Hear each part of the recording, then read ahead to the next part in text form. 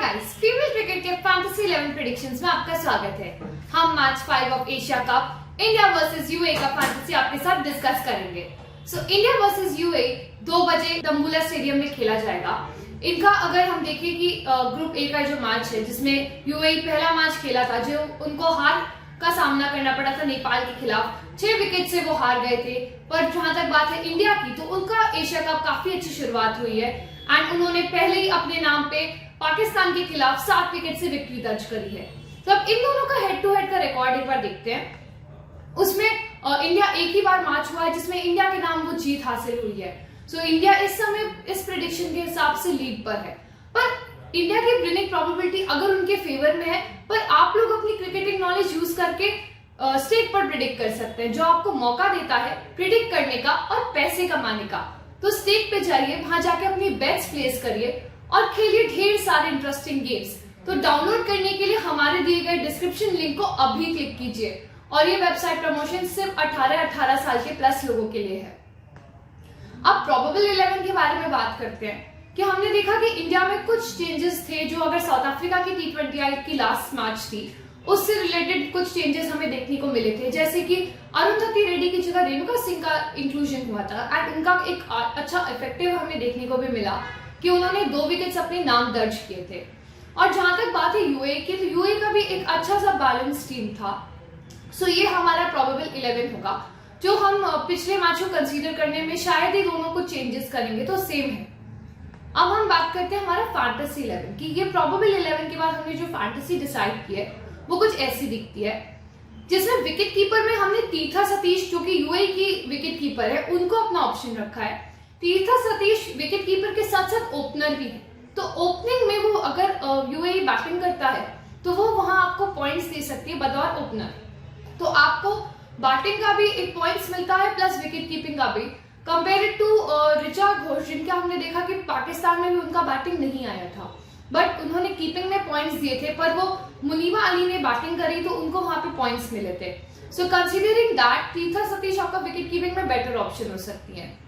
Batters की अगर हम बात करें तो हमने स्मृति मंदाना, हरमनप्रीत कौर और शेफाली वर्मा को इंडिया की तरफ से रखा है, जिसमें स्मृति मंदाना का काफी अच्छा प्रदर्शन था और शेफाली वर्मा ने भी उनकी अच्छी साझेदारी निभा के और उन्होंने भी रन्स बनाए थे। दोनों का 40+ का स्कोर था और यूएई के खिलाफ श्रीलंकन कंडीशंस में ये दोनों अच्छा परफॉर्म कर सकते हैं।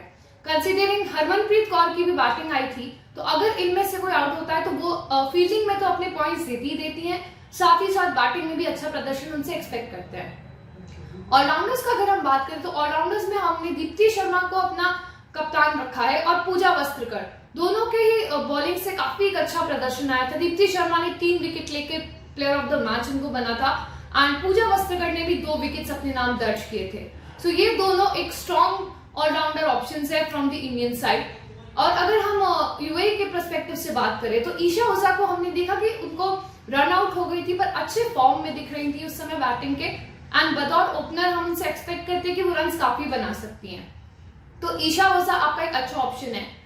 खुशी शर्मा की जहां तक बात है तो उन्होंने मोस्ट रन्स बनाए थे यूएई साइड के लिए, तो वो एक अच्छा ऑप्शन है। वो एक फॉर्म उनका देखने में अच्छा लग रहा है इस टाइम पे, श्रीलंकन कंडीशंस को वो समझ रही हैं एंड 2 बजे मैच था जो पहला नेपाल के खिलाफ था, तो वो भी अभी 2 बजे मैच है, तो खुशी शर्मा एक अच्छा पिक हो सकती है। अब बात करते हैं कविशा एगोडागे के बारे में, तो उन्होंने रन्स में भी थोड़ा सा कंट्रीब्यूशन किया था, पर अगर बॉलिंग की बात करें तो 3 विकेट उन्होंने अपने नाम दर्ज किए थे। तो कविशा एगोडागे भी एक बेहतरीन पिक रहेंगी यूएई पर्सपेक्टिव से, उनका परफॉर्मेंस काफी अच्छा था। और अगर इंडियन बॉलर्स की बात करें तो हमने राधा यादव और श्रियंका पाटिल को लिया है। श्रियंका पाटिल ने भी पिछले मैच में 2 विकेट्स अपने नाम दर्ज किए थे। राधा यादव को भले सफलता प्राप्त नहीं हुई, पर उन्होंने फील्डिंग में काफी पॉइंट्स दिए थे, तो वो एक प्लस पॉइंट उनका चलता है हमेशा की वो एज अ फील्डर भी परफॉर्म करती है एंड बॉलर तो वो कमाल की है, जो उन्होंने बांग्लादेश के खिलाफ सीरीज में भी दिखाया था। तो राधा यादव एक अच्छा पिक हो सकती है। और बाकी हमारे जो नीचे बैकअप ऑप्शंस है उसके बारे में हम डिस्कशन जब मेन हम प्रीव्यू पे जाते हैं तब आपको बता सकते हैं कि अगर हमारे प्लेइंग 11 में कोई शायद प्लेयर नहीं खेल रहा है तो आप उस या टॉस की कंडीशंस के हिसाब से आप प्लेयर्स चेंज कर सकते हैं। ये हमारी फैंटेसी 11 प्रेडिक्शंस थे। अब हम डिटेल डिस्कशन करते हैं प्लेयर्स के बारे में, starting with Tirtha Satish as a wicket keeper. तो उनका हम देख सकते हैं कि 29 कैचेस उन्होंने लिए हैं, साथ ही साथ 17 स्टंपिंग्स भी हैं। तो तीर्था सतीश का एक परफॉर्मेंस काफी अच्छा रहा है, लेफ्ट हैंड बैट करती हैं एंड ओपनर भी है, तो वहां आपको पॉइंट्स मिल सकते हैं। तो तीर्था सतीश एक अच्छा पिक हो सकती है as a wicket keeper, considering कि ऋचा घोष की बैटिंग का मिडिल ऑर्डर में आती है, तो इसलिए तीर्था सतीश को हम एज ओपनर और विकेट कीपर ऑप्शन में रख सकते हैं। अब हरमनप्रीत कौर हमारी फर्स्ट बैटर रहेंगी, जिनका परफॉर्मेंस हमने देखा कि अभी आई थी एंड उन्होंने एक अच्छे फॉर्म में दिख रही थी एंड जब साउथ अफ्रीका की सीरीज हुई थी तब भी हरमनप्रीत के बल्ले से काफी रन आए थे। एक 56 नॉट आउट का स्कोर भी रहा है उनका, इस और पिछले साल को मिला के 3 अर्धशतक आ चुकी हैं। तो हरमनप्रीत कौर एक अच्छे फॉर्म में है, साउथ अफ्रीका सीरीज में भी उनके बल्ले से एक शतक आई थी, तो हरमनप्रीत कौर को हम एक अच्छा ऑप्शन रखते हैं। अब हम बात करते हैं स्मृति मंदाना के बारे में कि स्मृति मंदाना का परफॉर्मेंस तो लाजवाब रहा है, उन्होंने बहुत रन्स बनाए हैं, बाउंड्री परसेंटेज 70 के करीब होने वाला है, तो वो एक बहुत स्ट्रॉन्ग पॉइंट है स्मृति मंदाना का इस पॉइंट पे। एंड आप देख सकते हैं उनको थोड़ा स्पिन के खिलाफ प्रॉब्लम हुई है, उनके 6 डिसमिसल जो इस पूरे उसमें 9 डिसमिसल अगर टोटल हुए उसमें 6 डिसमिसल उनके स्पिन के खिलाफ हुए हैं, तो स्पिन के खिलाफ शायद स्मृति मंदाना को थोड़ा सा प्रॉब्लम हो सकता है, पर स्मृति मंदाना ने रन्स बनाए हैं एंड पिछले मैच में भी देखा कि 40 रन बना के कंट्रीब्यूट किया था एंड वो स्पिनर से ही आउट हुई थी, तो शायद वहां पे एक प्रॉब्लम हो सकती है, पर वो उस चीज को शायद बैक करके अपने और रन्स बना देंगी और आपको पॉइंट्स मिलेंगे। इसीलिए हमने उनको वाइस कैप्टनसी ऑप्शन भी रखा है कि अगर चेज होती है तो स्मृति मंदाना वहां पे भी काफी इफेक्टिव होती हैं। अब हम बात करते हैं शेफाली वर्मा के बारे में। शेफाली वर्मा का भी हमने देखा साउथ अफ्रीका सीरीज में थोड़ा सा टेस्ट में बहुत अच्छा प्रदर्शन था, पर ओडीआईस और टी20 का अगर थर्ड टी20 की बात करें तो उसमें बहुत अच्छा प्रदर्शन था स्मृति के साथ वो जब चेस कर रहे थे, पर वो हालांकि टोटल थोड़ा कम था, बट उनका परफॉर्मेंस लाजवाब था उस राइड पे। बट शेफाली वर्मा का थोड़ा जो परफॉर्मेंस है वो थोड़ा सा उस समय कम लग रहा था, इसलिए अभी टी20 में हमने देखा वापसी उन्होंने करी अपने फॉर्म की। टेस्ट में वो जो डबल सेंचुरी आई उसके बाद से उनका रिकॉर्ड्स काफी हाई टॉप नॉच पे गया है एंड उन्होंने परफॉर्म बहुत अच्छे से किया है, तो वो हमारा फाइनल बैटर पिक होंगी इस टीम में। सो ये तो हमारे टीम बैटर्स थे जो प्रोबेबिलिटी के हिसाब से हमें लगते हैं, पर आपको मैंने शुरू में बताया था स्टेक के बारे में, जो टॉप टीम्स को हमने जो आपको बताया था वहां आप जाके बेट्स कर सकते हैं, पर आपको पता है स्टेक वैरायटी ऑफ बेट्स भी देता है, जैसे कि टॉप टीम बैटर्स की बेट्स, तो जाइए और सेलेक्ट कीजिए टॉप टीम बैटर्स और अपने चांसेस जीतने के जो है उसको और बढ़ाइए। अब हम बात करते हैं अपने ऑलराउंडर्स के बारे में कि ऑलराउंडर्स में हमने दीप्ति शर्मा को फर्स्ट ऑलराउंडर पिक में रखा है कि दीप्ति शर्मा का प्रदर्शन हमने देखा कि पिछले मैच में काफी अच्छा था, प्लेयर ऑफ द मैच भी थी एंड 3 विकेट उन्होंने अपने नाम दर्ज किए थे, तो दीप्ति शर्मा एक बेहतरीन पिक हो सकती है आपके लिए। एंड दीप्ति शर्मा का आप देख सकते हैं कि 12 इनिंग्स मात्र उन्होंने 16 विकेट अपने नाम दर्ज किए, तो Deepti Sharma as a bowler काफी इफेक्टिव है।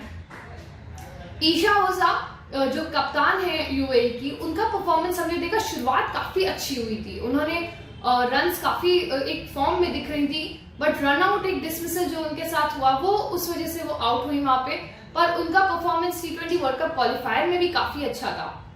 उनका हाई स्कोर आप देख सकते हैं नॉट आउट का रहा है इस साल जो आया है वो 114 का, तो that says a lot about Isha Ojha कि वो कितना एक एक्सपीरियंस और परफॉर्मेंस लेके आती हैं। अब हम बात करेंगे कविशा एगोडागी के बारे में। उनका बॉलिंग में बहुत अच्छा इस समय हैंड दिख रहा है हमें, एंड हमने देखा कि right arm off break bowler है एंड जो भी स्पिनर्स है उनको श्रीलंकन कंडीशंस काफी फेवर कर रहे हैं, तो वो आपको एक अच्छा विकेट वहां पे प्रोवाइड कर सकती हैं। इकॉनमी भी बहुत अच्छी वो अपने साथ रखती हैं, 3.57 की जो इकॉनमी है and wickets taken by year का ग्राफ आप देख सकते हैं, क्लियर स्पाइक है वहां पे 2021 से। सो कविशा एगोडागी एक परफेक्ट ऑलराउंडर चॉइस है आपके लिए।